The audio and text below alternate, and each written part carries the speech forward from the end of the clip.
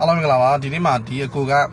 မေးထားတာပေါ့နော်ဆရာနှုတ်တိုင်73လုံးပါတဲ့ဝက်ကိုတဲ့မျိုးဝမအဖြစ်ထားလို့ရလားတဲ့ဆိုတော့မျိုးဝမထားမယ်ပေါ့နော်မျိုးဝမထားမယ်ဆိုရင်ကျွန်တော်တို့က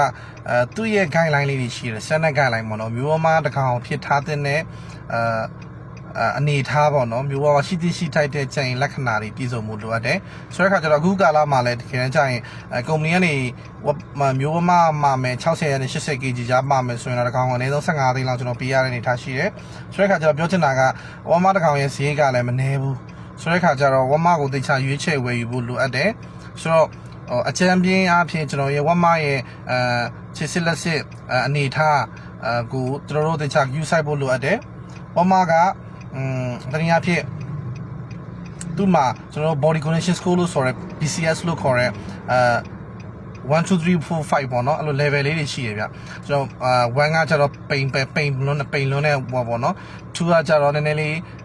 အနည်းငယ်ပိန်တယ်3ကကျတော့အနေတော်ပုံစံမျိုးရှိမယ်နောက်4 5ဆိုပြီးရှိရများသောအားဖြင့်3လို့ခေါ်တဲ့ပုံစံအနေထားမျိုးကိုကျွန်တော်တို့ရွေးချယ်ကြတာများတယ်နောက်တစ်ခုကဒီသူ့ရဲ့ဝက်မရဲ့လမ်းလျှောက်တဲ့ပုံစံနောက်တင်ပစုံကြီးထွားမှု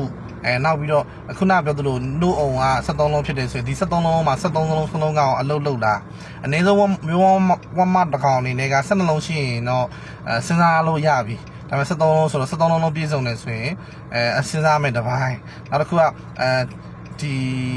တစ်ခုနဲ့တစ်ခုကြားအကွာဝေးနောက်ဒီရင်အုံရဲ့ဖွံ့ဖြိုးမှုနောက်ခြေထောက်ကိုကျွန်တော်တို့ဝမမတည့်ရက်လိုက်မယ်ဆိုလဲရှင်းနောက်ညီညာတာတွေရှင်းလက်နဲ့နောက်ချီနဲ့ညီညာမှုတွေလမ်းလျှောက်တဲ့ပုံစံတွေခွာရဲ့နာစာကင်းမှုစာတစားရဲ့ဖြစ်တည်မှုပုံစံနောက်ဒါတွေမကသေးဘူးကျွန်တော်ဒီဝမရဲ့မျိုးရိုးတနည်းပြော record ပေါ့နော်သူ့ရဲ့မျိုးဝမကသူ့ရဲ့အမေပေါ့မိခင်ကဟောတာပေါင်းတော့ကောင်းခဲ့လားစားရတဲ့အကုန်လုံးကိုကျွန်တော်ခြုံငုံပြီးတော့မှသာလေရွေးချယ်တဲ့နယ်ပေါ့နော်ဆိုတဲ့ခါကျတော့ခုနပြောသလိုအကုန်မျိုးသလို73လုံးပါတဲ့ဝမ်မာမျိုးကိုလည်းမျိုးဝမြတ်ထားလို့ရလားဆိုတော့တေချာတယ်ခုနရှေ့ကအချက်လက်တွေအကုန်လုံးကောင်းတယ်သူတို့ကော့လည်းကောင်းတယ်ဝမ်မာရဲ့ပုံစံအနေထားလည်းအကုန်လုံးကောင်းတယ်ဆိုရင်ဒါဒီက73လုံးကအပြစ်ချက်တစ်ခုအနေနဲ့ရှိမနေတော့ဘူးဆိုတဲ့ခါကျတော့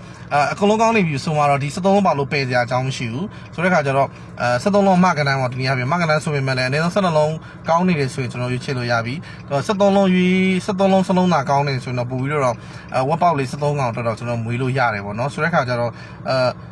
အထက်ပါခုနပြောခဲ့တဲ့အကြောင်းအရာအကုန်လုံးကိုခြုံငုံကြည့်ပြီးတော့ရွေးချယ်ရမှာဖြစ်တယ်ဒီနှုတ်73လုံး14လုံး12လုံးကလည်းအဲ့ဒါကအချက်တစ်ချက်ပဲဖြစ်တဲ့အတွက်ကြောင့်မလို့ကိုယ့်ကိုယ်သိချစဉ်းစားပြီးရွေးချယ်ဖို့လိုအပ်တယ်ဒီတိုင်းဆိုရင်အချက်ကအရှိရပြောတဲ့ဟာနဲ့ပြည့်စုံနေမယ်ဆိုရင်73လုံးရှိနေရင်လည်းကျွန်တော်ရွေးလို့ရတယ်လို့ပြောချင်ပါတယ်ထားလို့ရပါတယ်နော်